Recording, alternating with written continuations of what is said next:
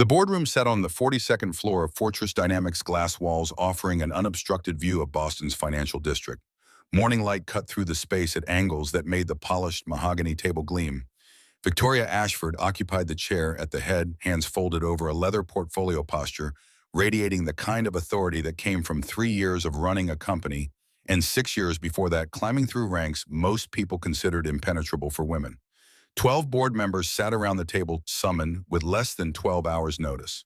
The email had been brief mandatory attendance matter of institutional significance. Clear your schedules. Several had canceled flights. One had left a wedding rehearsal dinner. Victoria never called emergency sessions without cause, and they knew it. The room held the particular silence of people waiting for bad news. Graham Rutherford entered at 9:58 Navy suit tailored to minimize the expansion that came with middle age and desk work. He'd been with Fortress for 15 years, VP of IT security. For the last 8, knew every system and for every power structure. The board members were familiar faces, people he'd presented quarterly reports to, people he'd played golf with, people who trusted him. He took his seat 3 chairs from Victoria and waited confident in the way men who'd survived multiple restructurings tended to be confident. The door opened again. Ezra Calloway stepped through wearing a charcoal suit that fit perfectly across shoulders that suggested he'd once worked out regularly and still carried the frame. White shirt, crisp navy tie, leather messenger bag over one shoulder. He moved with quiet confidence to the empty chair directly across from Graham, setting the bag down with deliberate care. Graham's brain took 3 seconds to process what he was seeing. The janitor, the night maintenance worker he'd fired 3 months back for security violations. Standing here in the executive boardroom wearing a suit that probably cost more than 2 weeks of his former salary. "What is the janitor doing here?" The words came out louder than Graham intended, shock overriding the filter that usually governed his professional interactions.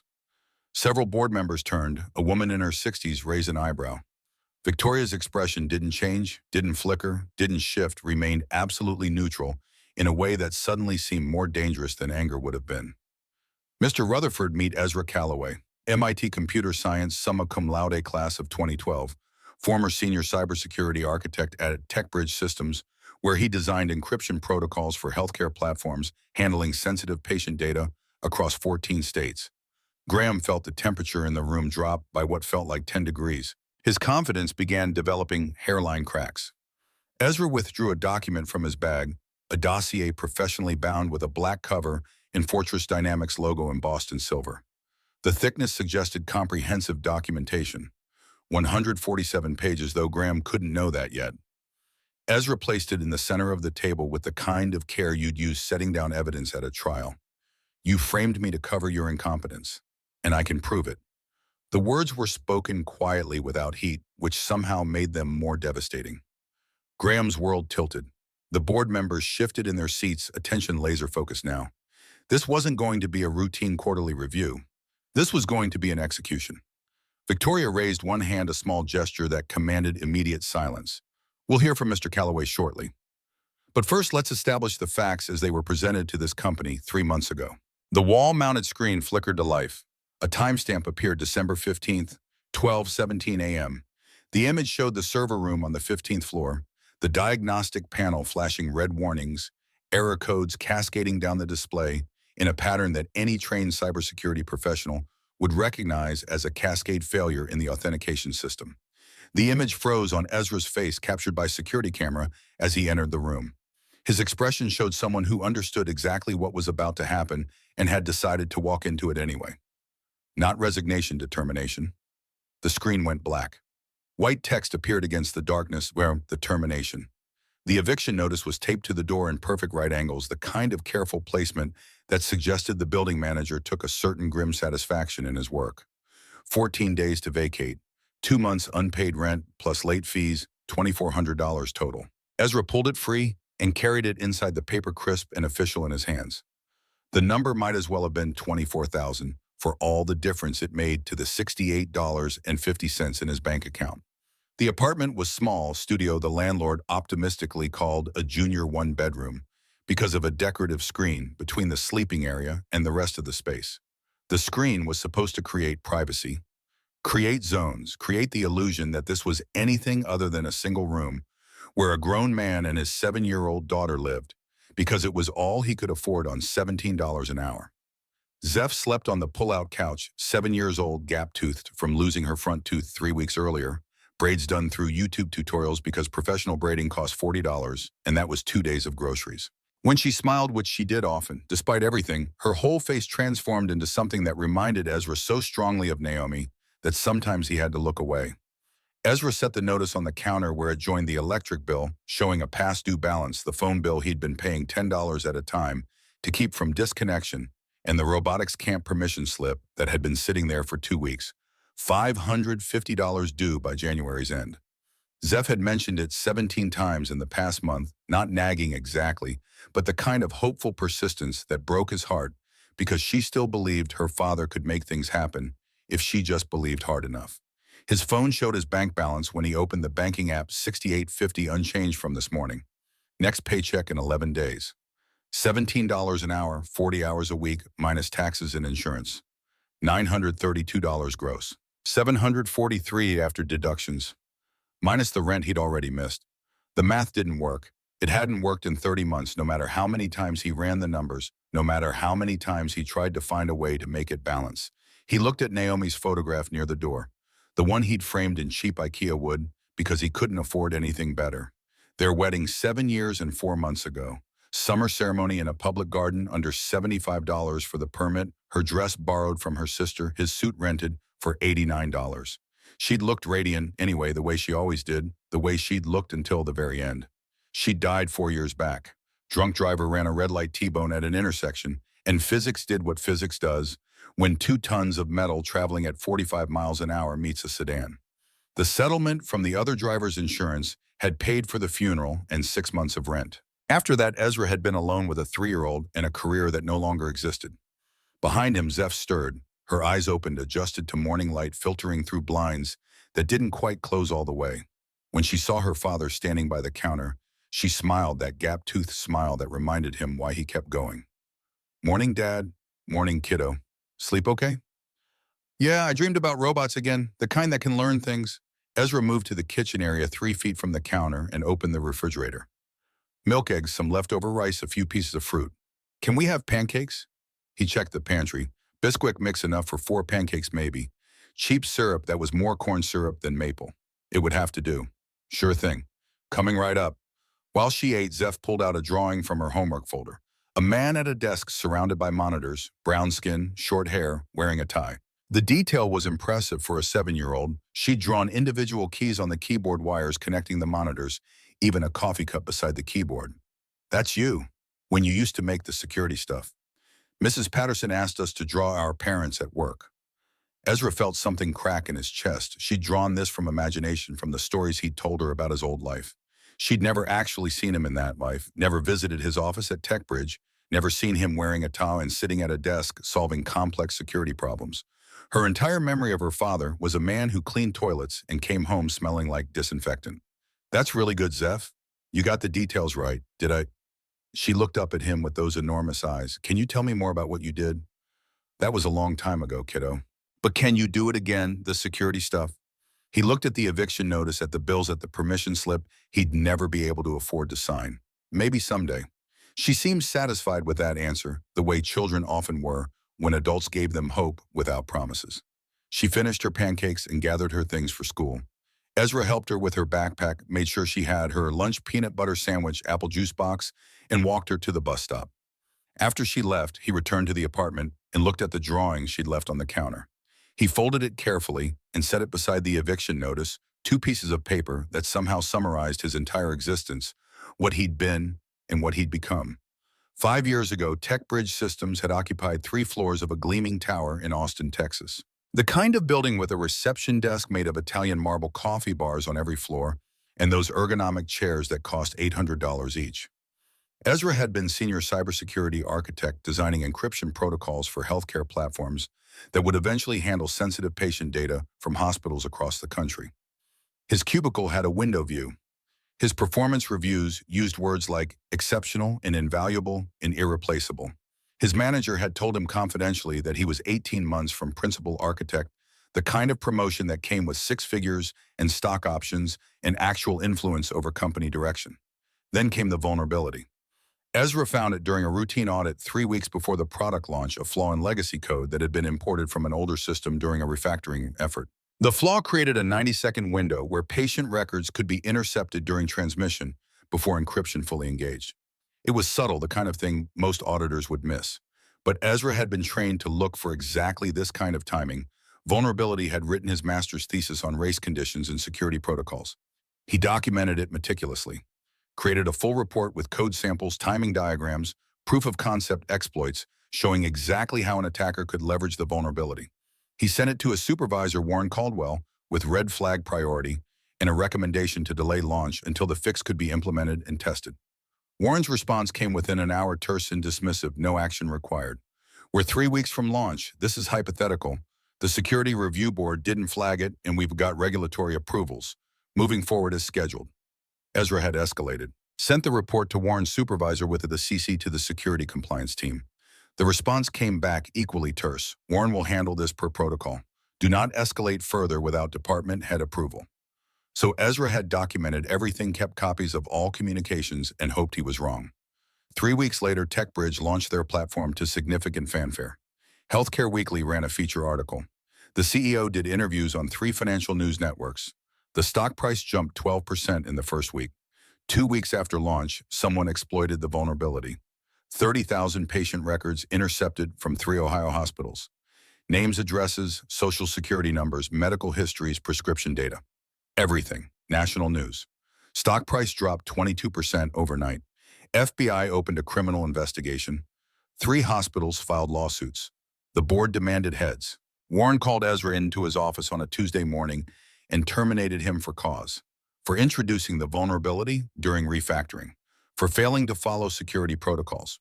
For gross negligence that had cost the company hundreds of millions in market value and exposed it to criminal liability. The logs show you committed the vulnerable code. Your name is on the commit history. It doesn't lie, Ezra. But the logs had been altered. Ezra knew it the moment Warren showed him the printouts. Someone had changed timestamps, changed author fields, changed commit messages, made it look like Ezra had not only written the vulnerable code, but had done so after the security review, deliberately bypassing the approval process. The cryptographic hashes matched because whoever altered them knew how to recalculate the hashes properly. He'd hired a lawyer, spent 6 months and $8,000 gathering evidence. But TechBridge had an entire legal department and forensic experts who testified that the logs were authentic, that the cryptographic signatures proved the commits were genuine, that there was no evidence of tampering. His lawyer eventually told him the truth in a coffee shop on a Thursday afternoon. You can't win this. They have better experts, better lawyers, and a paper trail that looks clean. Take the settlement while it's on the table.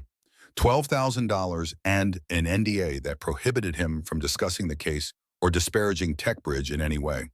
He'd signed because Naomi was in the hospital by then, her cancer having returned aggressively, and he needed the money for medical bills that insurance wouldn't cover.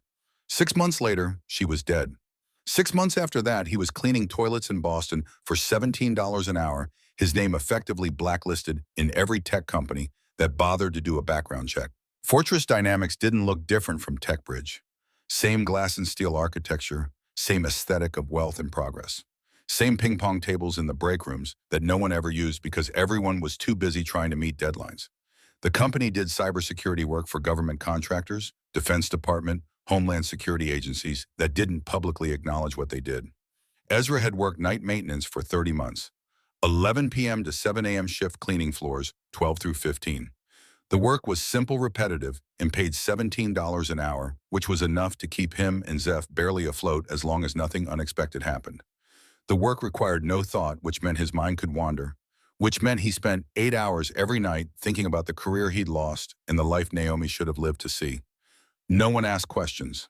Night maintenance workers were invisible by design, present but unacknowledged, necessary but unimportant. Invisible was safe. Invisible meant no one looked at your resume too closely. Invisible meant no one connected Ezra Callaway, janitor, with Ezra Callaway, the cybersecurity architect, whose name appeared in Google searches alongside terms like security breach and negligence, and terminated for cause. But invisible also meant watching. He'd learned Fortress's security infrastructure without trying. His brain was still wired for cybersecurity, still noticed patterns, still analyzed systems automatically. He'd learned it by reading code on monitors that engineers left displayed during coffee breaks by listening to conversations in supposedly empty conference rooms, while he replaced trash liners by observing the traffic patterns on network monitoring displays. He knew the authentication module on the 14th floor had a token refresh timing issue that would cause cascade failure within 2 weeks. OAuth 2.0 tokens expiring 300 milliseconds before the refresh trigger engaged a classic race condition. The kind of thing that looked fine in testing but would fail catastrophically under production load when network latency exceeded the margin. He'd seen the error logs on Tom Wheeler's monitor 3 weeks ago, seen the same errors Tom and Lisa Brennan kept reporting. He also knew Graham Rutherford had dismissed 3 separate bug reports about this exact issue, his handwritten notes clearly visible on the printed emails Ezra had seen in Graham's trash. No action required, false positive. Ezra had considered reporting it anonymously, considered sending an email from a burner account, considered leaving a note on someone's desk. But he'd learned his lesson at TechBridge. Speaking up got you noticed. Getting noticed got you questioned. Getting questioned got you blamed. Better to stay invisible, keep his head down, collect his paycheck, and hope the system didn't collapse during his shift. It was 11:43 p.m. on December 15th when Ezra heard the problem coming to life. He was cleaning the 14th floor AT corridor, the long hallway lined with cubicles where the security infrastructure team worked. Most desks were empty at this hour, but 2 junior engineers remained: Tom Wheeler and Lisa Brennan, both in their late 20s, both dedicated enough or worried enough to work past midnight, trying to fix problems their supervisor kept telling them didn't exist. This is the 4th time this week, Lisa said, her voice carrying the particular frustration of someone who'd been right all along, but couldn't make anyone listen. Auth module throwing errors again. Tom leaned over to look at her screen, his reflection visible in the monitor. Same thing, token expiration mismatch. Exactly, I submitted a ticket Monday. Rutherford marked it resolved without actually fixing anything. Just closed it with a note saying the errors were within acceptable parameters. Ezra pushed his cart past them, slowly heading toward the elevator bank at the end of the corridor. He shouldn't have been processing what he heard. Should have been focusing on his work, on being invisible. But his brain did it automatically, decades of training and instinct operating beneath conscious thought. Token refresh timing issue. OAuth 2.0 with hard-coded 300-second TTL and refresh trigger at 295 seconds. Should have a minimum 5-second buffer for network latency. The fix would take 20 minutes, adjust the trigger threshold to 285 seconds run, regression tests, push to production. 20 minutes of work 3 weeks ago would have prevented whatever was about to happen. He lifted a trash bag from the bin beside Lisa's desk, tied it off with practiced efficiency, replaced the liner. Behind him, Tom and Lisa continued their conversation, voices low but carrying in the empty corridor. Should we email him again? What's the point? He'll just tell us we're being paranoid, that we don't understand the system architecture. Ezra turned back toward his cart. He should have kept walking, should have maintained his invisibility. But something in him, the part that still remembered being a senior architect, that couldn't watch preventable failure approaching without trying, that heard Naomi's voice saying, "It's higher than the towers, as bigger than just us," made him speak. That's a time synchronization issue. Both engineers turned. Lisa's expression showed surprise that the janitor had spoken at all. Tom's expression showed surprise that the words were technical rather than apologetic. Sorry, what Ezra felt, his pulse quicken. This was a mistake. Every instinct screamed at him to apologize, to say he'd misheard, to retreat back into invisibility. But the words were already out. The token refresh timing. Your NTP synchronization is probably off by a few hundred milliseconds. The system thinks tokens are expiring before they actually are, so the refresh trigger never engages properly. It's a classic race condition. How would you know that I've seen this kind of thing before, system? Different system, same root cause. Where, before this job, long time ago, Lisa's curiosity was genuine. Now her engineer's mind latching onto someone who understood the problem she'd been trying to explain for weeks. What did you do before this? Ezra hesitated. Say too much and they'd wonder why someone with that background was cleaning toilets. Say too little and he'd look like he was inventing things, pretending to knowledge he didn't have. Software engineering, different company. Tom opened his mouth to ask another question, but heavy footsteps cut him off. Graham Rutherford rounded the corner from the main elevator bank and stopped taking in the scene. 48 years old, 6 feet tall, the kind of build that suggested golf and gym membership rather than manual labor. Gray at the temples in a way that looked distinguished rather than aging.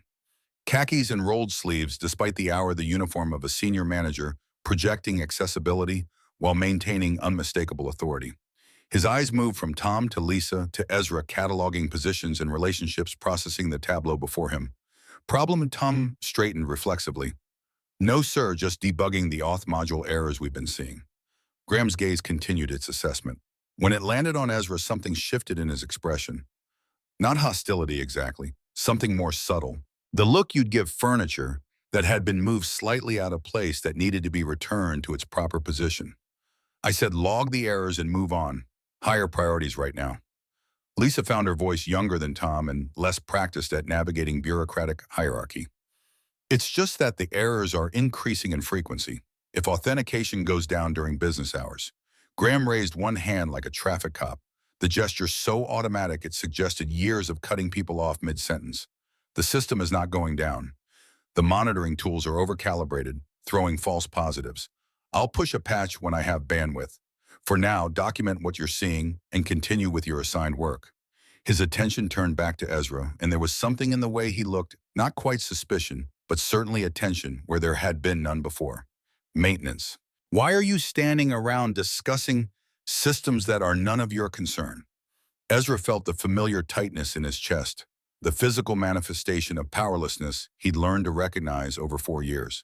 He could explain that he'd been trying to help, but helping implied knowledge, and knowledge invited questions he couldn't afford to answer. I wasn't, sir. Just cleaning. I apologize if I overstepped. Graham took a step closer, deliberately entering Ezra's personal space in a way that forced Ezra to either step back or stand his ground. Stepping back meant submission. Standing ground meant confrontation. Ezra stood still. Your job is cleaning, not listening to engineering discussions, not offering technical opinions on systems you know nothing about. Just cleaning. Do I need to be clearer about your responsibilities? The words were calm, professional, delivered without raised voice or obvious anger. But the subtext underneath was unmistakable, amplified by the way Graham held eye contact for 2 seconds too long, by the microscopic pause before cleaning that transformed it from job description into something diminishing. No, sir. I understand completely. Graham held the eye contact 2 seconds longer, making sure the lesson had been learned, then turned to Tom and Lisa with a different expression, entirely paternal rather than dismissive. Get back to work. And remember, if you can't fix something, escalate it properly through channels instead of discussing it with maintenance staff. He walked away, footsteps deliberate on the industrial carpet. Tom and Lisa exchanged glances but didn't speak. After a moment, they returned to their monitors, the conversation effectively terminated. Ezra pushed his cart toward the elevator, hands gripping the handle harder than necessary, knuckles showing tension he couldn't quite suppress. He'd been invisible for 30 months, carefully maintained that invisibility through 30 months of seeing things and saying nothing, and in 3 minutes he'd made himself visible. Being visible had reminded him exactly why invisibility mattered, why it was safer to watch preventable failures happen than to speak up and become a target. Behind him, he heard Lisa whisper something to Tom. Tom's response was too low to make out, but the tone carried sympathy, maybe embarrassment at having witnessed what had just happened. Ezra pressed the elevator button and waited, watching the numbers descend, 17, 16, 15. While he waited, his eyes found the building directory mounted beside the elevator, one of those displays showing which departments occupied which floors. 14th floor, 8, security and infrastructure. Department head, Graham Rutherford, VP. The elevator arrived with a quiet chime. Ezra pulled his cart inside and let the doors close, returning him to the private space where he could drop the expression of professional neutrality and acknowledge what he'd just felt, not fear exactly, but recognition. Recognition of how power worked, of how easily someone with authority could make you smaller, of how quickly speaking up could become a threat that needed to be neutralized. 4 more hours on his shift. 4 more hours of being invisible, of seeing things and saying nothing, of cleaning up other people's messes and pretending not to understand the systems he'd once helped design. That was the plan. That had always been the plan. He'd keep his head down, collect his paycheck, survive another day. That was the only plan that mattered. At 12:17 a.m., Ezra was emptying trash on the 15th floor when he noticed the panel. Mounted outside the server room, a touchscreen displaying real-time system status. Normally, it showed steady green, all systems nominal. Simple, reassuring, the kind of display that let managers check status without actually entering the server room. He'd walked past it hundreds of times over 30 months without more than a glance, registering green and moving on. Tonight it was flashing red. Authentication failure. System lockout countdown. Critical error. Manual override required timer 240 seconds, 239, 238. Ezra stopped. Authentication failure meant someone had tried accessing the server room with invalid credentials. Lockout countdown meant security protocol was engaging, would seal the room completely, requiring physical manual override to reopen. Standard security practice for critical infrastructure. Nothing unusual about the protocol itself, but 240 seconds was unusually short. Most systems gave 5 minutes minimum for IT staff to respond. And the door to the server room, the heavy security door that should have been sealed or fully open, was slightly ajar. Not open, not closed. Ajar maybe 3 inches, held in place by the automatic lock mechanism, struggling against a door that hadn't fully closed. Ezra looked down the corridor both ways. Empty. The 15th floor was executive territory corner, offices, conference rooms, the CEO's suite. No one worked up here after 6 p.m. except during quarterly earnings season. He pulled out his phone and called the main security desk, the number he'd been given 30 months ago, for exactly this kind of situation. 8 rings, then voicemail. He called again. 8 rings. Voicemail. The countdown continued. 201. 200. 199. Ezra made a decision he knew would probably end badly but couldn't quite bring himself to avoid. The part of him that was still a cybersecurity architect, that understood exactly what a countdown like this meant, that couldn't stand by and watch critical systems fail, that part made the decision for him. He pushed the door open. The server room was cold, maintained at a constant 62 degrees, regardless of outside temperature. Server racks lined both walls, LEDs blinking in patterns that represented data flow network traffic, the digital heartbeat of the company.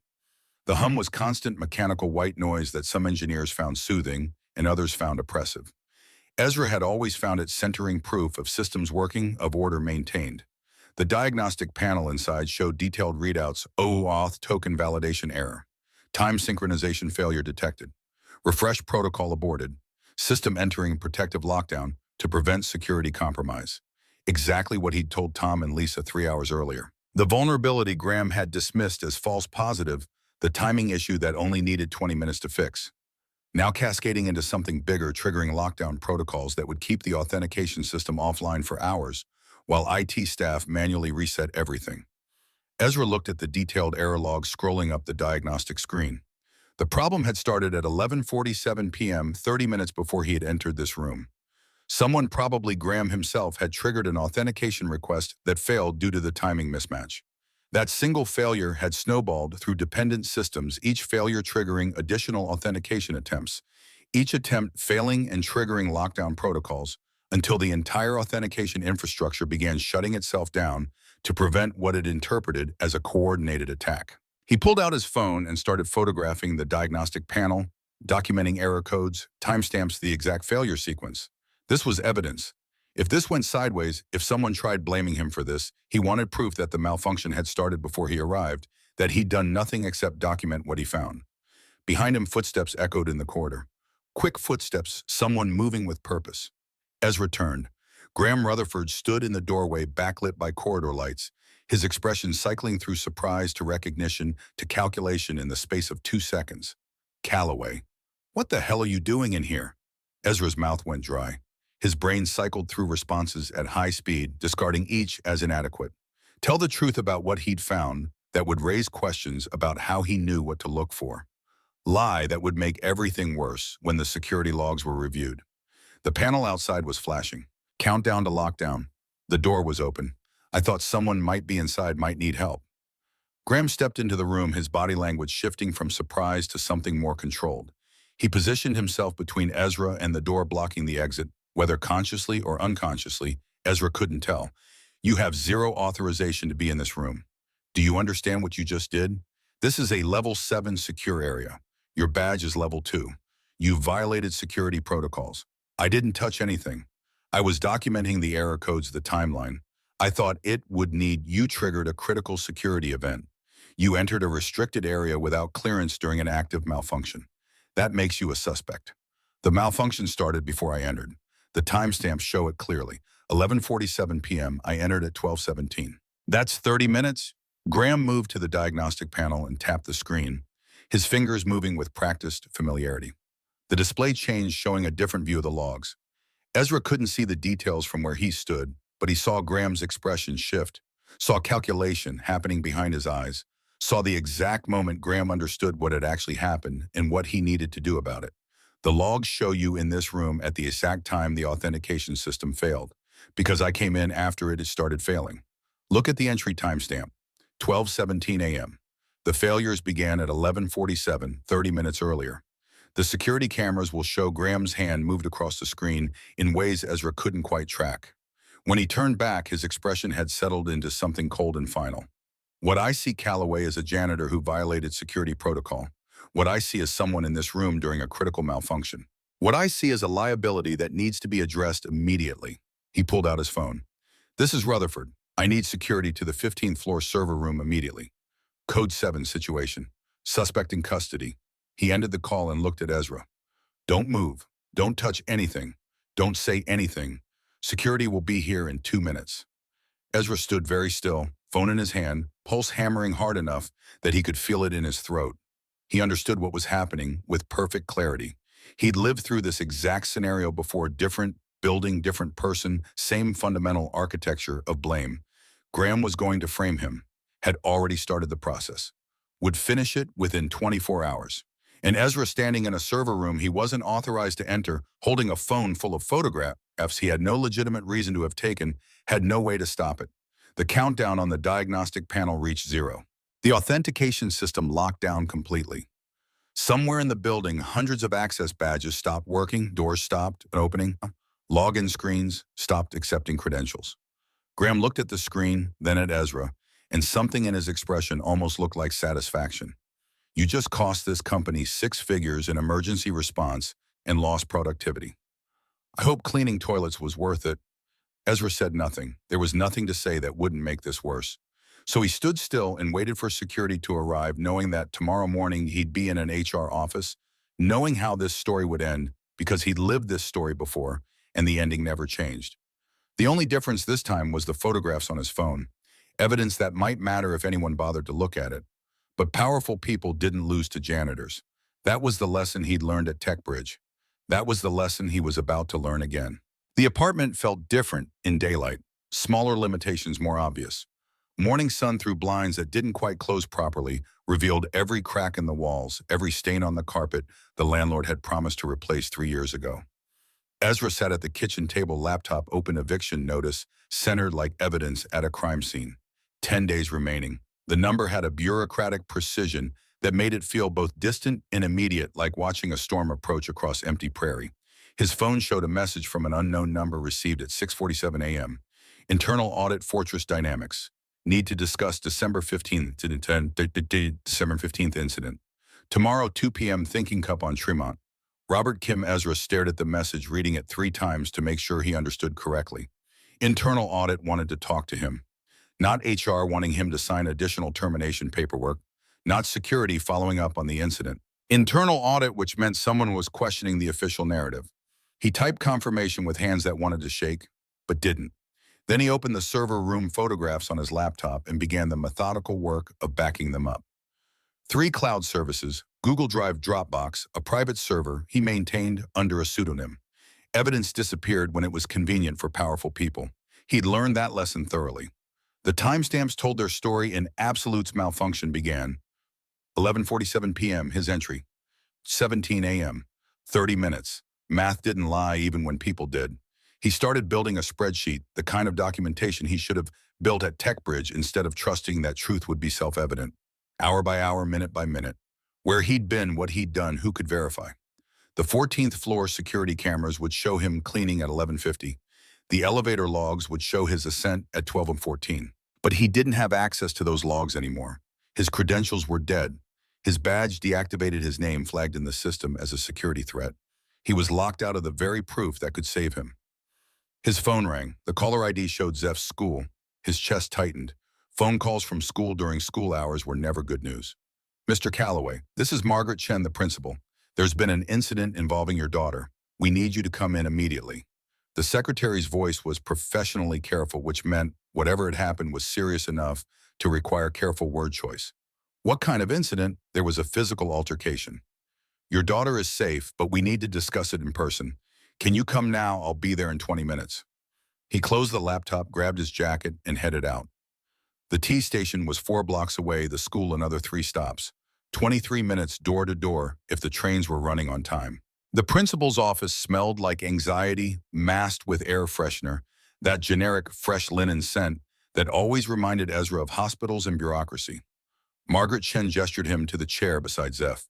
His daughter sat very still, the way children do when they know they're in serious trouble, hands folded in her lap. Her arm showed a fresh bruise below the elbow, already darkening toward purple. Her face was streaked with dried tears, but her expression held something else underneath, not quite defiance, but certainly not regret. "Mr. Calloway, thank you for coming so quickly." Margaret's tone was the careful neutral of someone who delivered bad news to parents many times before. There was an incident at recess. Zeph pushed another student, Connor Morrison. He fell and scraped both hands. Pushing violates our conduct code regarding physical contact. Ezra looked at his daughter. Zeph didn't push people. 7 years and he'd never seen her raise a hand to anyone, never seen her respond to provocation with anything but words or tears or retreating into herself. What happened first? Margaret's professional mask cracked slightly, revealing the human underneath who understood that context mattered even when rules were rules. Connor said things about your termination from Fortress, and he made some racially coded statements about theft and employment. Ezra felt heat rise from his chest to his face, his hands wanting to curl into fists under the arms of the chair. He forced them flat against his thighs, forced his voice to stay level. What exactly did he say? Margaret glanced at Zeph, visibly weighing what to say in front of a 7-year-old about racism that 7-year-old had already experienced firsthand. Connor told several students that your father was fired for being a thief. He also made statements connecting black people generally with criminal behavior and unemployment. According to the playground monitor who intervened, he said his father told him these things. Where is Connor now? With his mother in the nurse's office getting his hands bandaged. Mr. Calloway, I understand your anger. Where is Connor's father? Margaret paused. I don't know. His mother came to pick him up. Will there be consequences for Connor? For the racist harassment, and we're addressing that separately. But I need to address the physical response first. Our zero-tolerance policy on violence is clear. I'm issuing Zeph a formal warning documented in her file. Not suspension, I have discretion there given the provocation. But if there is another physical incident, there will be more serious consequences. She's 7. She was defending herself and her family. I understand. And that context matters, which is why I'm not suspending her. But the rules exist for everyone's safety. I need you both to understand that. Ezra looked at Zeph, who was watching him with enormous eyes, waiting to see if her father would fight for her or tell her she'd been wrong, waiting to learn what lessons this moment would teach. I understand, he said, the words tasting like ash. And Zeph understands. Don't you, kiddo? Zeph nodded, but her expression suggested she understood something more complicated than what Margaret was teaching, understood that rules protected some people and constrained others, that speaking up had consequences, that being right didn't always matter when you lacked power. They left the principal's office through corridors decorated with student artwork and inspirational posters about kindness and respect. The irony was so thick, Ezra could taste it. In the car, neither spoke for 3 blocks. Then Ezra pulled into a parking lot, a closed gas station concrete, still showing oil stains, and turned to his daughter. Tell me what happened. All of it. Zeph's voice was small, each word carefully selected. Connor said you got fired because you're a thief. He said black dads always get fired because they steal things. That his dad told him black people take jobs they're not supposed to have and then steal. That you were probably a janitor because that's what black people do until they get fired for stealing. The fire in Ezra's chest threatened to consume rational thought. Some part of him wanted to drive back to that school, find Connor's father, make him understand what he'd taught his son and what that teaching had cost. But that impulse, that rage, was exactly what people like Connor's father expected, exactly what would confirm their narrative. What did you do? I told him you didn't steal anything, that you were fired because someone lied. He laughed and said, that's what criminals always say. So I pushed him. Ezra breathed slowly, counting to 5 on the inhale, 5 on the exhale, the breathing technique Naomi had taught him years ago when work stress threatened to overwhelm him. Baby, what Connor said isn't true. I got fired because someone lied about me to cover their own mistakes. That's not about being black. That's about one person making a bad choice to protect himself. Then why did Connor's dad say it's about being black because some people judge without knowing truth? They make assumptions based on stereotypes because it's easier than thinking. They teach their children those assumptions, and the children don't know any better. But we never let them define us. We define ourselves by what we do, how we treat people, whether we tell truth, even when it's hard. Zeph wiped her eyes with the back of her hand. Why don't you just prove them wrong? Prove you didn't steal anything. Ezra felt something crack behind his ribs. Out of the mouths of children, the question was so simple, so direct, cutting through all the complexity to the heart of things. I'm trying, baby. I promise I'm trying. The inadequacy of that answer hung between them. A 7-year-old shouldn't have to understand institutional power, shouldn't have to learn how systems protected some people while crushing others. But Zeph was learning anyway through bruises and taunts and watching her father come home smelling like disinfectant every morning. We're going to be okay, he said, another necessary lie to preserve what remained of her childhood. I'm meeting with someone tomorrow who might be able to help. Someone from the company who's asking questions. Questions about whether what happened to me was fair. Zeph processed this with the seriousness she brought to complex ideas. Will they believe you? I don't know, but I'm going to give them evidence they can't ignore. He drove her back to school, walked her to the office, made sure she'd be allowed back to class. The secretary was kind, which somehow made it worse kindness, as consolation prize when what you needed was justice. That night, after Zeph was asleep, Ezra opened LinkedIn and started searching. He needed to know if this pattern was real, if Graham Rutherford had done this before, if there were others like him who'd been blamed for failures they'd warned about. He searched Fortress Dynamics terminated employees IT department, found Isaac Webb on page 2, network administrator terminated 18 months prior. Georgia Tech electrical engineering and computer science degrees, strong career trajectory until Fortress. Then nothing, a gap in employment that every recruiter would notice and ask about, probably getting the same answer Ezra gave. I was wrongfully terminated, but I can't discuss the details. Ezra sent a connection request with a brief message. I was terminated from Fortress 3 days ago for a system failure I'd warned management about. Your profile suggests something similar may have happened to you. Would you be willing to talk? I'm building documentation for internal audit. The reply came within 15 minutes. Coffee tomorrow, same place you're meeting audit. 10 a.m. We should talk before you meet Robert Kim. Ezra stared at that message. Isaac knew he was meeting Robert, which meant either Isaac had contacts inside the audit department or the audit investigation was broader than Ezra had realized, or both. He typed back, 10 a.m. works. How did you know about the meeting? The response was almost immediate, because Robert called me yesterday asking about my termination. Whatever you told Victoria must have hit a nerve. See you tomorrow. Ezra closed the laptop and sat in the darkness of his apartment, listening to Zeph's quiet breathing from the couch. Tomorrow he'd meet Isaac, learn whether this pattern was real. Tomorrow he'd meet Robert, learn whether Victoria's interest translated into actual investigation or just corporate risk management. Tomorrow he'd either take the first step toward vindication or learn that fighting back was as futile as it had been at TechBridge. He looked at Naomi's photograph in the dim light.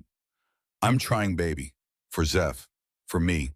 For whoever Graham does this to next if no one stops him. The photograph didn't answer, but he imagined her voice anyway. It's higher than the towers is. Bigger than just us. Across Boston, Graham Rutherford sat in his home office at 11 p.m. staring at an email notification that had arrived 3 minutes ago. Access alert. Robert Kim internal audit has accessed your system logs email. Archive modification history. Session duration 47 minutes. Status ongoing.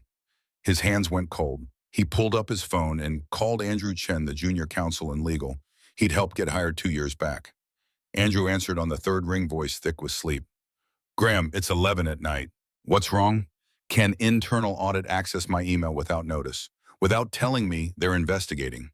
Andrew's voice sharp and sleep falling away.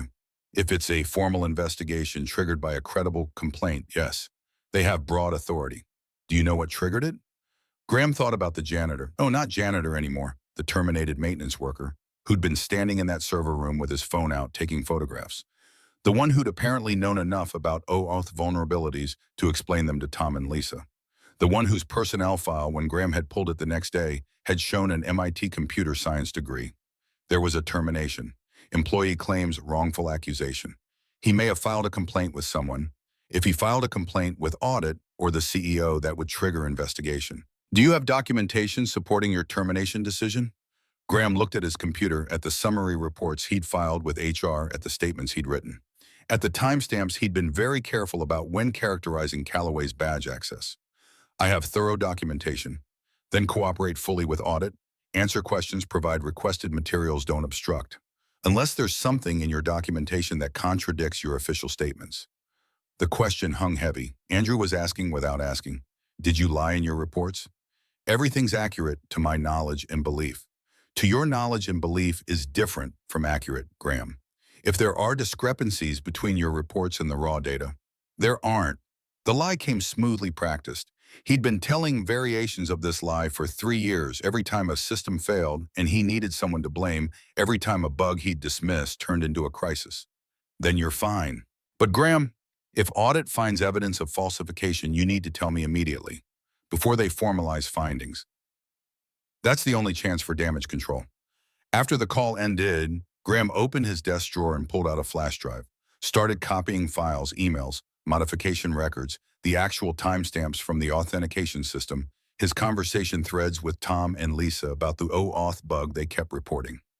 Everything that might be useful if things went wrong. Because things were going wrong. He could feel the architecture of his carefully managed career beginning to shift, could feel cracks forming in foundations he'd thought solid. The problem was Callaway, a janitor who wasn't just a janitor, who apparently had the technical knowledge to understand exactly what had failed and why, who'd been smart enough to photograph evidence before Graham arrived. A janitor who'd found someone willing to listen. Graham pulled up Victoria Ashford's recent emails to the board, found the one sent at 7:23 a.m. subject emergency board session, scheduled, December 19th, 10 a.m. 2 days away. Emergency session with less than 48 hours notice meant something serious. Meant Victoria had seen something in the audit findings that required immediate board action. Graham opened his email and started drafting his resignation letter. Not to submit, not yet, but to have ready, just in case the board meeting went badly. Better to resign with dignity than be terminated for cause. Better to control the narrative as pursuing other opportunities than have terminated for falsifying records on his employment history. He saved the draft, encrypted it, and copied it to the flash drive. Then he sat in the darkness and waited for morning, knowing that tomorrow would determine whether 15 years of building his career had been worth anything or whether one janitor's documentation would bring it all down. The thinking cup smelled like espresso and ambition, that particular combination of coffee and laptop-warmed air that characterized every cafe in Boston where people worked remotely or held informal business meetings. Isaac Webb was already seated when Ezra arrived at 10, occupying a corner table exactly matching his LinkedIn photo. 38 years old, glasses, careful posture that suggested someone who'd learned to take up minimal space. Ezra got coffee black because adding cream and sugar cost extra and sat across from him. Isaac spoke without preamble. Let me guess, system malfunction after hours server room. Rutherford caught you there and blamed you for causing it. The accuracy was unsettling. How did you know? Because that's exactly what happened to me. Database crash October 2 years ago. I'd been reporting synchronization errors for 3 weeks. He marked them low priority, said they were acceptable variants. System failed during a major client demo. He found me trying to restore from backup at 2 a.m., blamed me for sabotage. Ezra felt something click into place, that moment of recognition when pattern becomes visible. Did you fight it? Isaac pulled out his phone, showed email chains. Bug reports detailed technical explanations. Graham's dismissals marked in red. Low priority, acceptable variants. No action required. Stop escalating minor issues. I took it to HR. They said Rutherford's assessment carried more weight than mine. Said I'd been insubordinate by continuing to escalate after being told to drop it. Terminated for negligence and insubordination. 2 years with the company gone. Ezra opened his laptop and showed his spreadsheet. I'm building a case.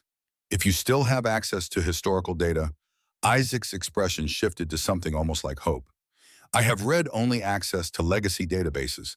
They never fully purged my credentials when they terminated me. I can pull historical bug tracking, data termination records, demographic information if it's relevant. Why didn't you use it before? Why not fight back? Isaac looked into his coffee cup. Fear, bills, not wanting to make enemies in an industry where everyone knows everyone. But last month, my nephew started applying to engineering programs, asked me about Fortress, whether it was a good company to work for. I had to explain why I got fired, had to watch him wonder if his uncle was competent or just making excuses. Don't want him thinking this is normal. Don't want him learning to stay quiet when he sees problems. Send me whatever you can access. I'm meeting internal audit this afternoon. There's someone else. Dominic Cross fired about a year ago. Marcus Thorne 3 years back. I've been doing research since Robert Kim called me. Same pattern, all of us reported bugs. Rutherford dismissed them, systems failed, we got blamed. Ezra added the names to his spreadsheet. 4 men. Four identical terminations. The pattern was becoming undeniable. This isn't coincidence. Isaac studied the data. No, but proving it, I talked to a lawyer about filing a discrimination complaint. He said without explicit racial animus, without Rutherford using slurs or documented statements about race, we'd have a hard time. Said pattern alone isn't enough. What if it's not primarily about race? What if it's about incompetence? Isaac leaned forward, interested.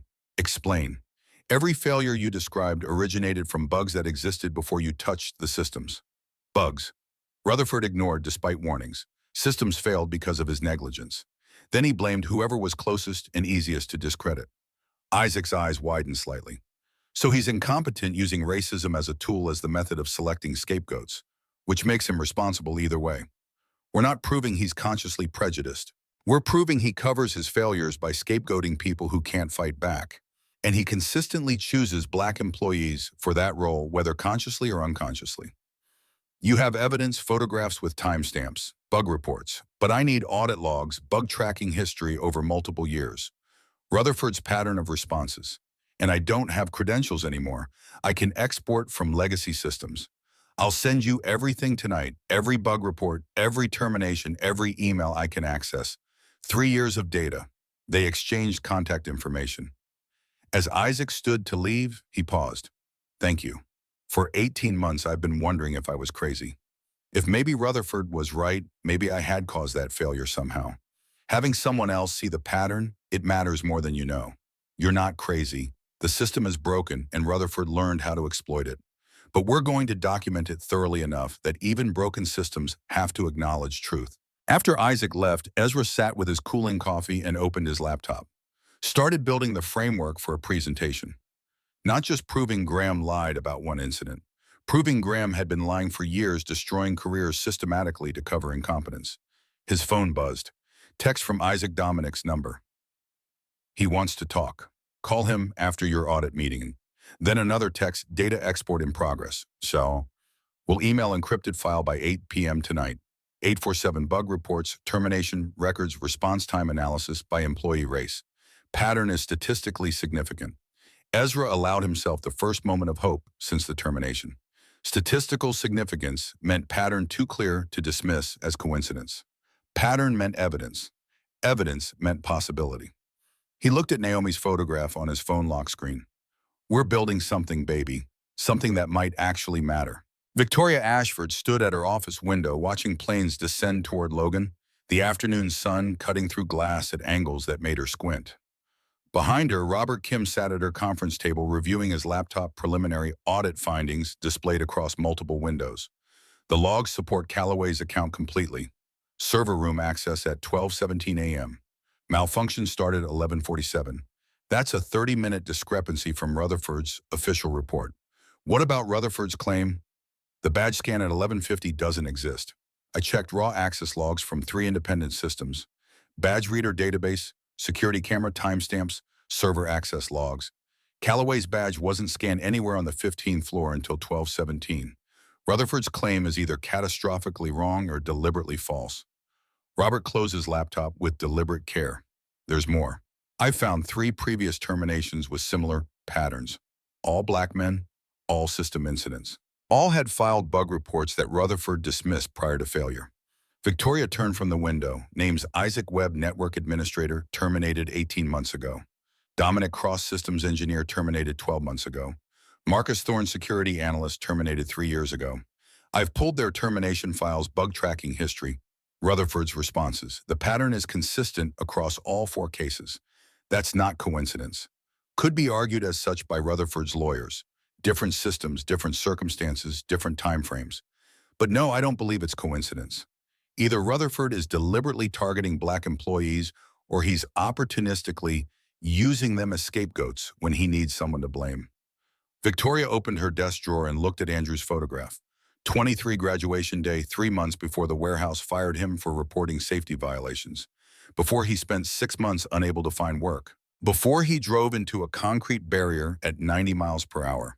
Build a case that's airtight. I want documentation so thorough that Rutherford's lawyers tell him to settle rather than let this go to discovery. That'll tip him off that we're investigating. He'll have time to prepare defenses, possibly destroy evidence. Victoria's reflection in the window showed something cold and determined. Good. Let him know. Let him panic. Panicked people make mistakes. You want him to make mistakes? I want him to understand that this time someone's actually checking. That he picked the wrong person to frame, and now everything he's done is going to come to light. Robert studied her. This is personal for you.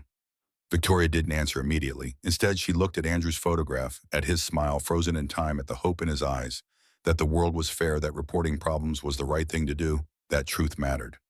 Yes, she finally said. It's personal. Graham's computer chimed with another access alert at 3:47 p.m. Access alert. Robert Kim internal audit has accessed bug tracking database termination files for Webcross Thorn. Session duration 22 minutes. Status ongoing. Webcross Thorn, all three of them.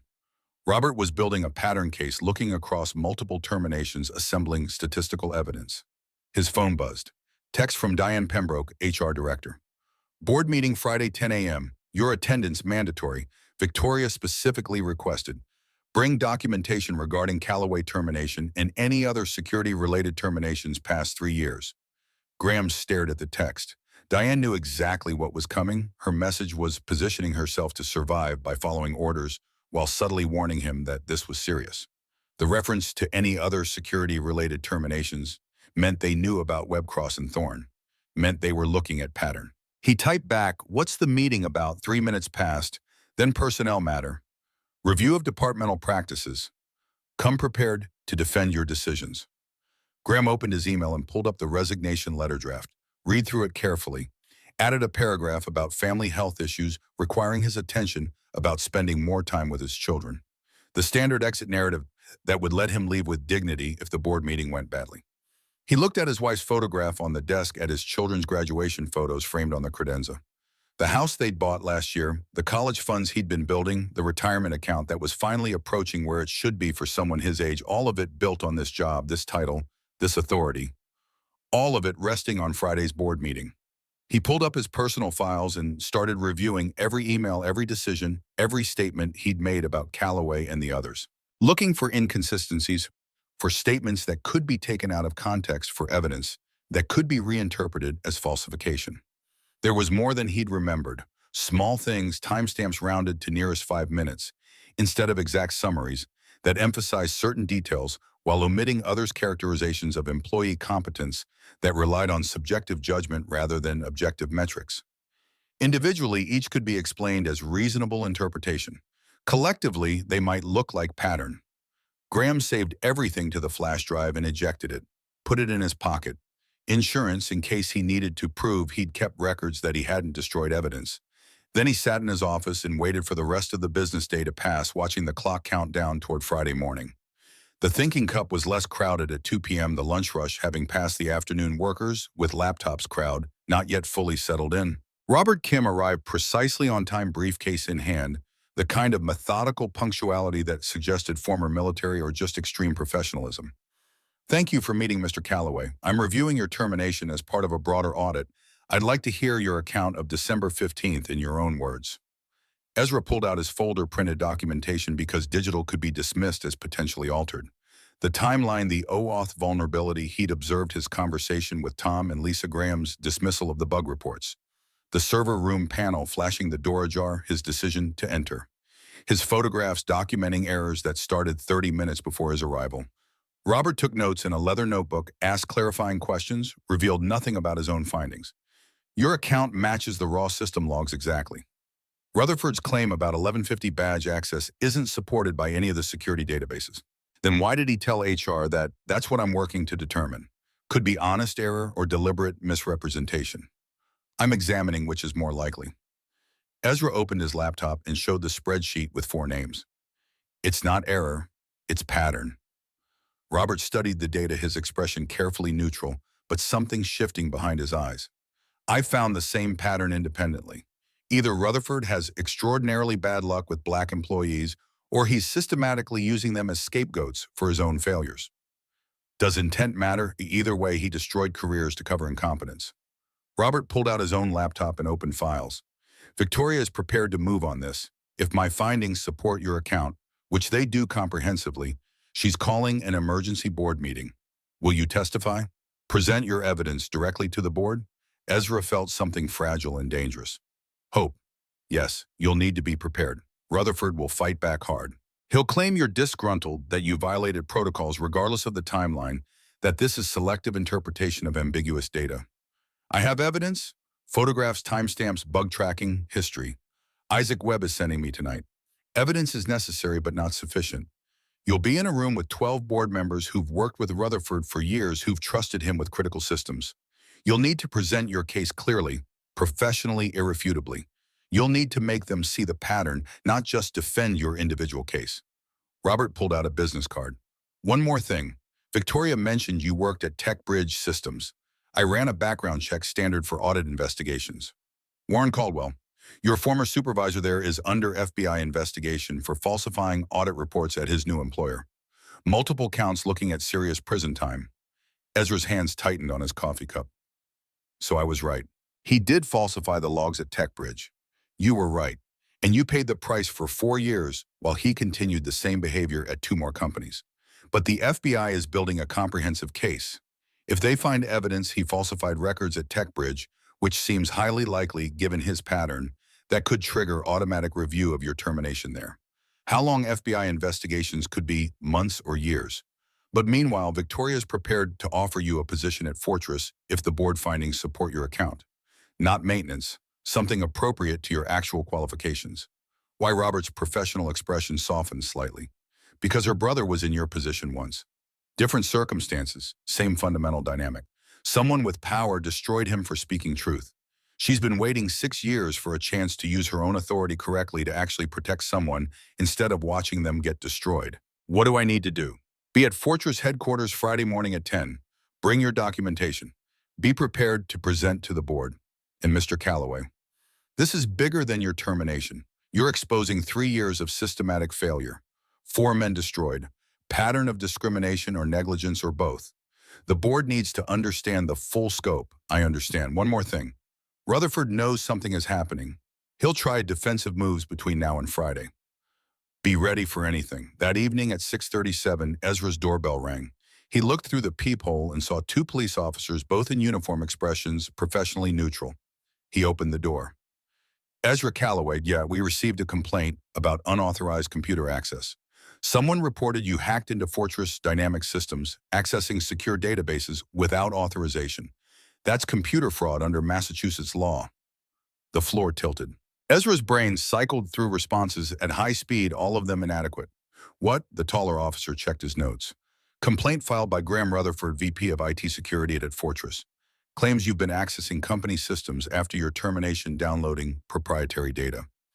Computer Fraud and Abuse Act, state and federal charges possible. The CEO gave me temporary access credentials for an internal audit investigation. I can prove it. Let me call her.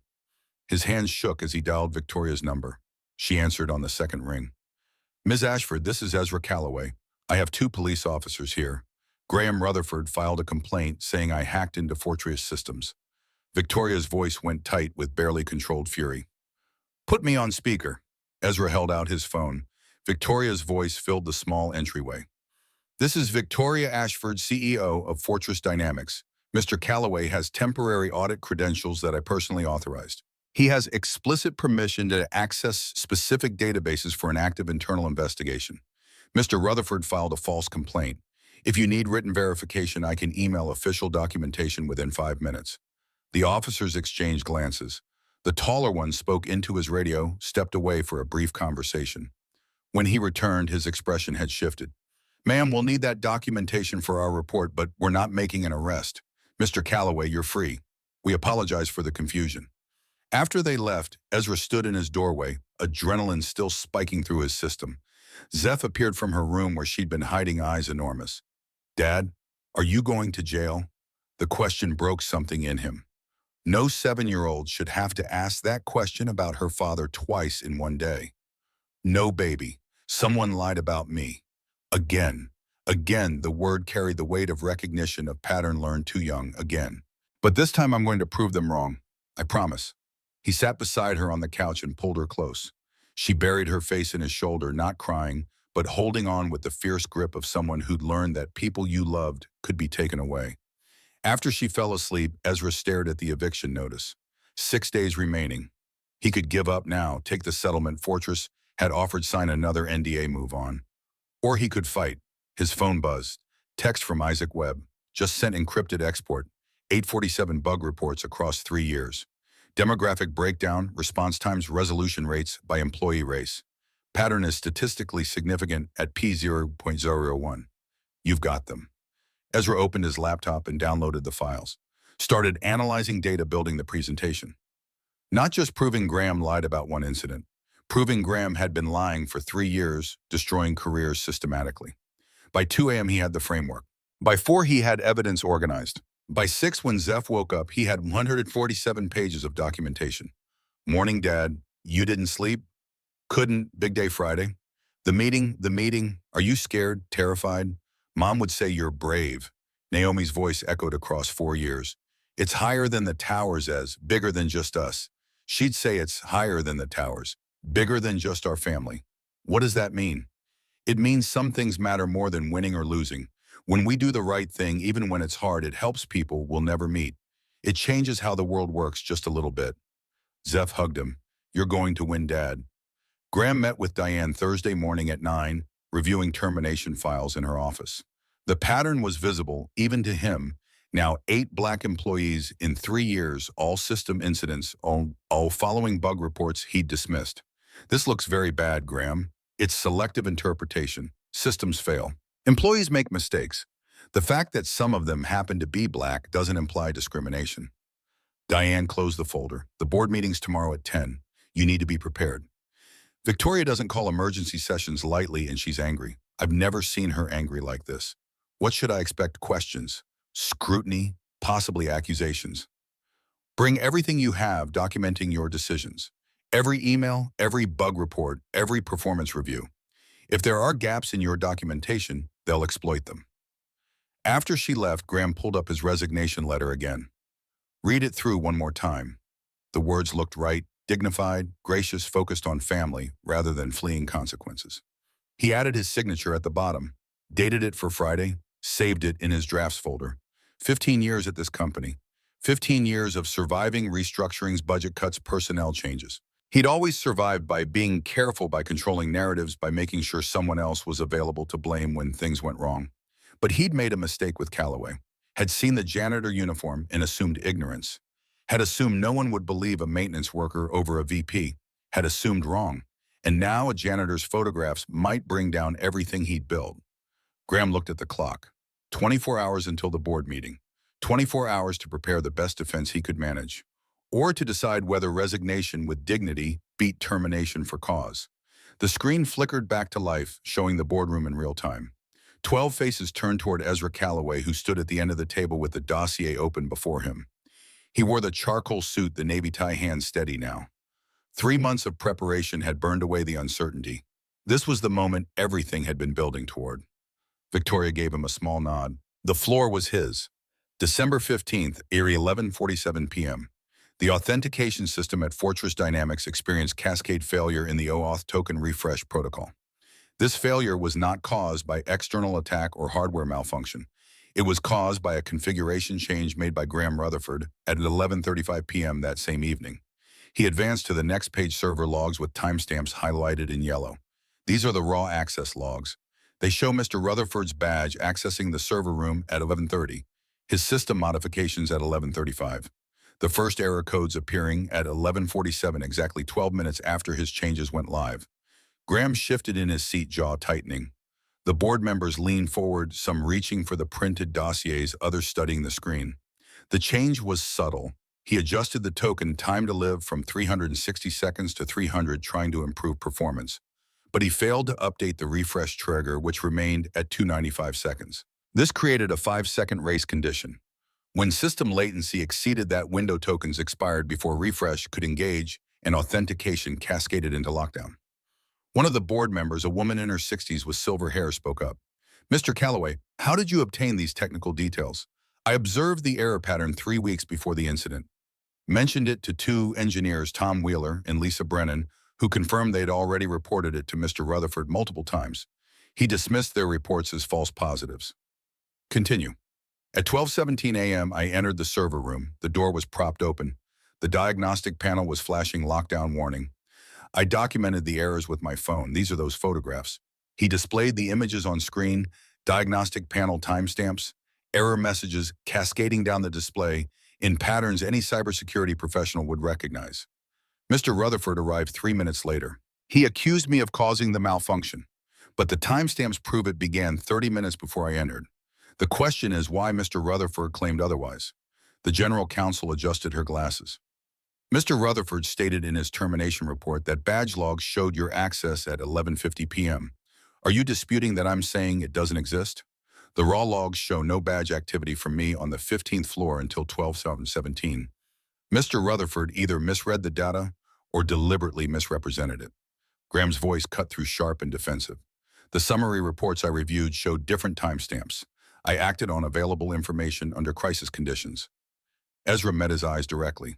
Summary reports can be filtered. Raw logs cannot. And this isn't the first time you've made this particular mistake.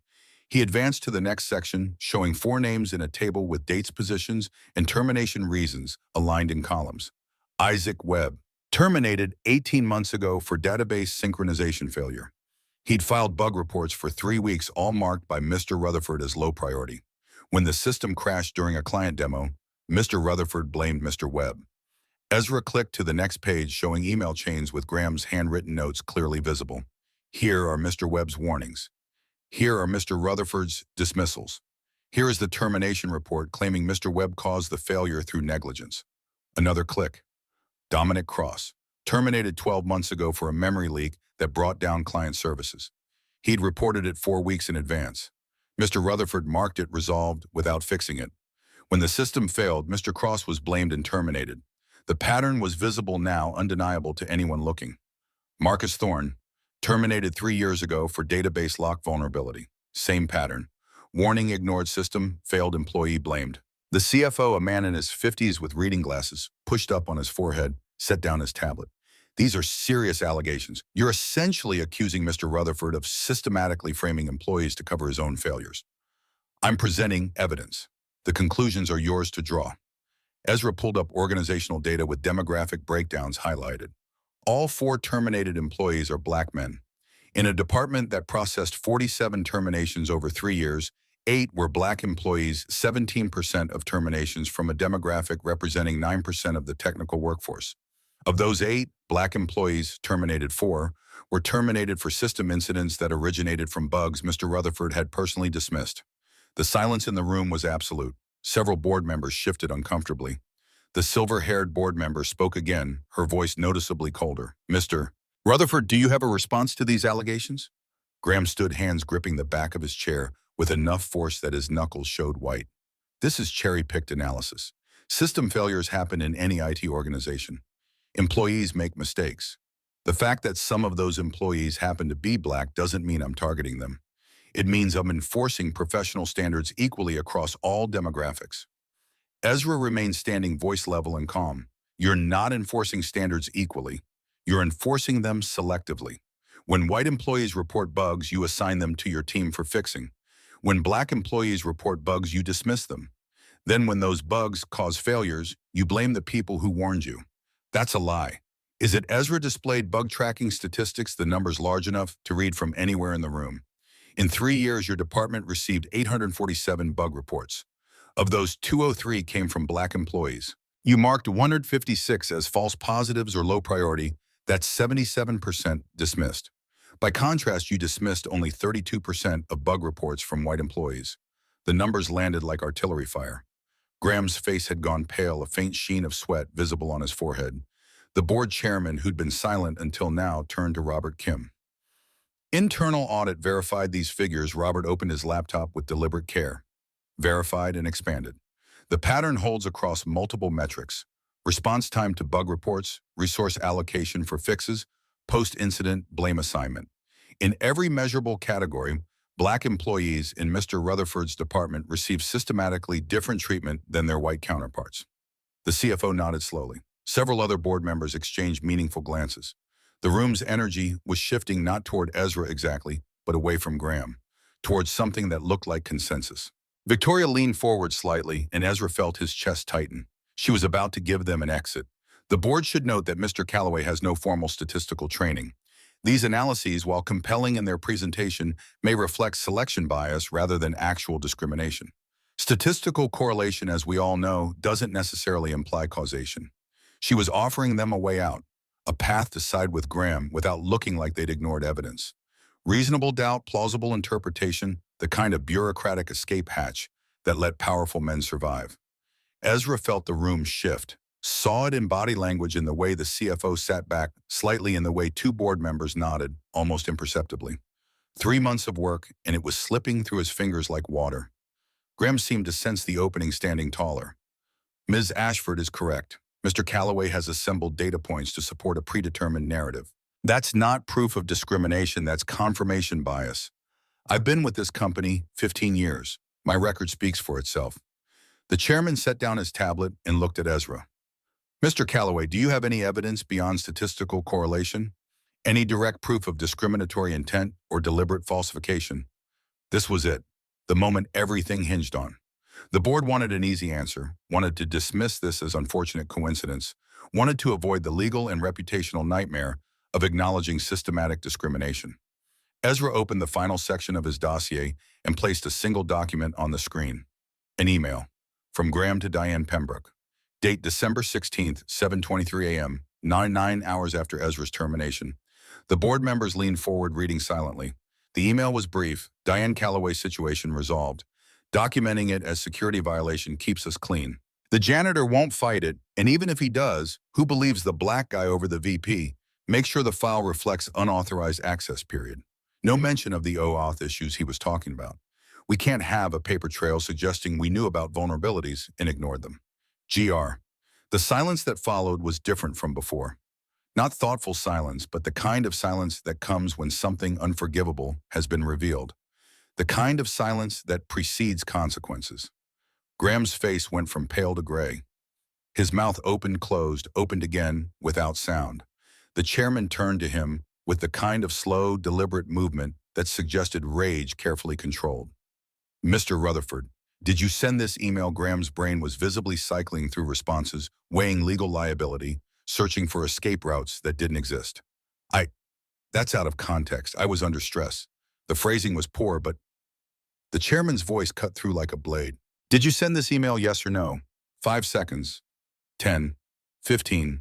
20 seconds of silence while 12 board members stared at Graham Rutherford and watched him understand that there was no good answer, that he'd destroyed himself with his own words.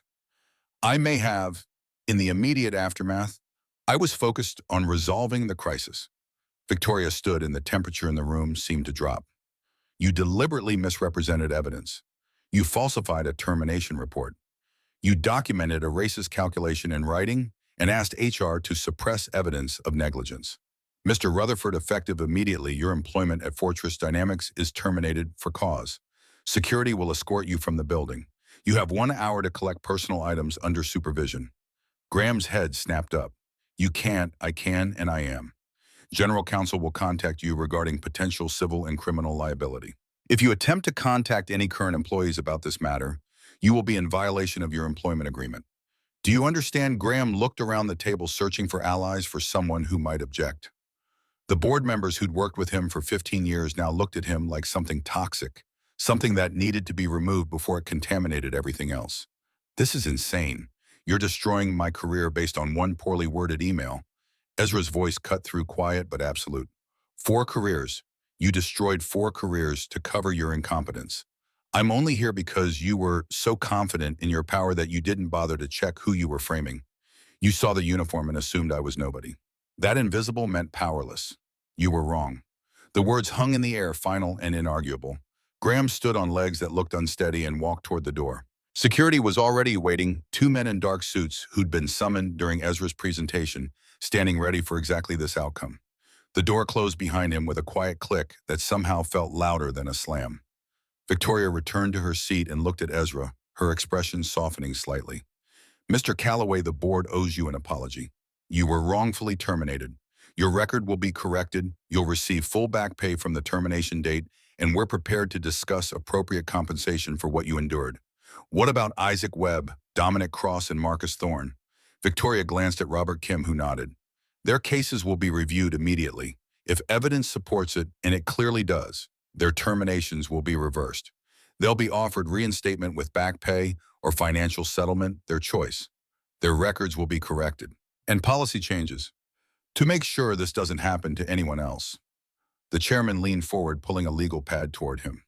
What would you recommend, Mr. Calloway Independent Review Board, for all terminations? 3 members minimum, at least 1 from outside the employee's chain of command. Mandatory review of any employee's prior bug reports or safety complaints before termination for performance issues. And statistical monitoring of demographic patterns and disciplinary actions. If any manager's numbers deviate significantly from department norms, automatic audit triggers. The chairman made notes, several other board members doing the same. We'll implement those policies. Anything else, a whistleblower protection program. Anonymous reporting channel with guaranteed investigation. No retaliation against employees who raise concerns in good faith, even if those concerns turn out to be mistaken. Victoria's expression showed something that might have been approval. We'll call it the Calloway standard. The consequences unfolded over the following weeks with mechanical inevitability. Graham Rutherford was arrested on charges of fraud and falsifying official records, bail set at $50,000. The Boston Globe ran a business section feature detailing the terminations, the investigation, the systematic pattern. Diane Pembroke was terminated for suppressing Isaac Webb's ethics complaint, though she avoided criminal charges by cooperating fully with investigators. The eviction notice disappeared, replaced by lease renewal and 3 months of back rent paid from Fortress's settlement. The robotics camp permission slip was signed, check cleared.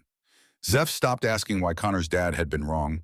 She knew now had learned lessons about power and justice that no 7-year-old should need, but that some children learned anyway. Isaac Webb called on a Tuesday evening, 3 weeks after the board meeting. They offered me my position back. Senior Network Administrator. 40% salary increase, full benefits, written apology in my personnel file. Are you taking it? I start Monday. Dominic got the same offer, he's thinking about it. Marcus decided to stay in Atlanta, but he took the settlement. $50,000 in a clean reference he can actually use. Ezra heard satisfaction in Isaac's voice. Vindication from watching an unjust system finally acknowledge its failures. You did this, Ezra. You made them look at what they'd been ignoring. We did this. You had the logs. Dominic had documentation. Marcus had his story. I just assembled the evidence and refused to stay invisible. No. You stood in that room and made them see us. That's what changed everything. Fortress Dynamics offered Ezra the position of Chief Security Officer, reporting directly to Victoria Ashford. Salary $175,000 plus equity. His office was on the 14th floor, 3 doors from where he used to empty trash bins. The first day he stood at the window watching planes descend toward Logan. His nameplate read Ezra Calloway, CSO, in letters that still felt surreal. The leather chair probably cost more than a month's rent used to. On the credenza sat 2 photographs, Naomi at their wedding, Zeph at the robotics fair holding a first-place ribbon. Victoria appeared in his doorway. Settling in still feels like someone else's life. She entered and closed the door, posture less formal than in the boardroom. I wanted to thank you for trusting me with the truth, for giving me the chance to do this right. I didn't have much choice. You were the only person who believed me. Victoria moved to the window, standing beside him. My brother Andrew needed someone to believe him. He reported safety violations at a warehouse in Somerville. Management fired him for being a troublemaker. 6 months later, unable to find work, he drove into a concrete barrier at 90 miles per hour. Ezra absorbed this understanding now, the fury he'd seen in that boardroom. I'm sorry, so am I, but I can't bring Andrew back. All I can do is make sure the next person has someone who actually listens, who actually acts. She turned from the window. The board approved the Calloway standard yesterday. Independent review, whistleblower, protection, demographic monitoring. Being implemented company-wide next quarter. That's good. 5 other tech companies contacted me asking for implementation details. You've changed more than just Fortress. A pause stretched between them, comfortable rather than awkward. Victoria's professionalism hadn't changed, but something else had shifted: recognition of shared experience, shared understanding of what it meant to fight systems and sometimes win. Dinner sometime? Her voice was careful, testing boundaries. Not business, just dinner. Ezra met her eyes, seeing vulnerability there behind the CEO authority. I'd like that. The dinner started in February. Victoria chose a small Italian place in the North End, quiet enough for conversation. They talked about Andrew, about Naomi, about grief that changed shape over time without ever leaving. By May, Victoria was joining them for weekend outings, the aquarium, the science museum. One Saturday morning, she stayed for breakfast, and Zeph asked if she could help with a robotics project. Can you solder? Because Dad's really bad at it. Victoria laughed, genuine and unguarded. I can solder. Show me what you're building. Watching them at the kitchen table, Zeph explaining her sensor array with enthusiasm, Victoria asking technical questions that made Zeph beam. Ezra felt something shift. Not replacement, nothing could replace Naomi, but something new, something that looked like a future. By October, when Zeph asked if Victoria was staying, Ezra and Victoria looked at each other and realized they'd been moving toward that answer for months. Not new mom, just Victoria. But yes, she's staying. 1 year after the board meeting, the Ashford Callaway STEM Fund announced its first scholarship cohort. 15 students, children of employees wrongfully terminated from various companies, each receiving full tuition for 4-year engineering degrees. The press conference was held at MIT. Zeph sat front row, 8 years old now, wearing a dress she'd picked herself. Victoria sat beside her, not as CEO, but as family. After the press conference, they drove to Castle Island, walked along the seawall while afternoon sun turned the harbor gold. Zeph ran ahead, chasing seagulls, fearless and confident. Victoria's hand found Ezra's. She's amazing, she is. Gets that from her mother and her father. Ezra watched Zeph scramble onto a boulder, arms spread wide. You know what she asked me this morning? If Andrew would be proud of what we did. What did you tell her? That he would have loved meeting her? That he would have wanted to see this, the scholarships, the policy changes, the 4 men getting their careers back? Victoria's grip tightened. I told her yes, he would have been proud. Zeph jumped off the boulder and ran back breathless. Dad, Ms. Victoria, come see the plane. She grabbed both their hands and pulled them toward the water's edge where a 747 was making final approach. They stood together, watching it descend, landing gear, deploying, touching down with a puff of smoke. Is that as big as the towers? Dad, Ezra thought about the question, about the metaphor Naomi had used for things that mattered beyond immediate lives. Bigger, Zeph. What we did is bigger than any building. We changed the rules so other kids' dads won't get fired for being right. We made telling the truth safer than staying quiet. Zeph considered this with her characteristic seriousness. Mom would have liked that. Ezra knelt to her level. Your mom would be so proud of you, baby, for standing up to Connor, for reminding me why I couldn't give up, for being brave when everything was scary. They walked back toward the car as sunset painted the sky orange and purple. Behind them, the ocean continued its eternal rhythm. The planes kept descending. The city glowed as darkness gathered. That night, after Zeph was asleep, Ezra stood at his window looking out at Boston's skyline. Somewhere out there, someone was probably being wrongfully accused. Someone was probably wondering if speaking up was worth the cost. He couldn't save them all. The Callaway Standard would help some, but systems were stubborn and injustice found new forms. But he'd proven change was possible. That documentation mattered. That one person refusing to stay invisible could cascade into something larger. His phone buzzed. Text from Isaac Webb. Just heard from the 15th scholarship recipient. Kid's dad was fired from a warehouse for reporting safety violations. Kid wants to study civil engineering. Says he's going to design safer buildings. Thought you'd want to know. Ezra typed back, higher than the towers. He looked at Naomi's photograph, at her smile frozen in time. Wherever she was, he hoped she could see what their daughter was becoming, what he'd helped build from wreckage. Tomorrow the work would continue. The monitoring, the advocacy, the slow transformation of culture from something protecting power to something protecting people. But tonight the work was done. Tonight Ezra Callaway stood in his apartment and felt something he hadn't felt in 4 years. Certainty that tomorrow would be better than today, that the arc of his life had finally bent back toward justice. Higher than the towers. Always higher than the towers.